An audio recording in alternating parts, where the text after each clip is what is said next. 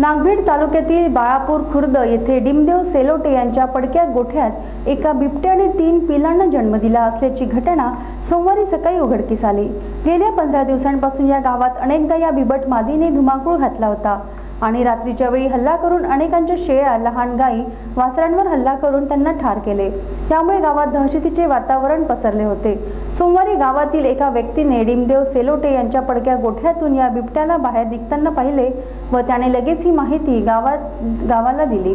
गावकऱ्यांनी त्या ठिकाणी जाऊन पाहिले असता त्या ठिकाणी 3 पिल्ले आढळून आले। सदर जन्म दिलेल्या ठिकाणापासून जिल्हा परिषदेची शाळा अगदी जवळ आहे याची माहिती सरपंच कमलाकर ठवरे यांनी वन विभागाला दिली।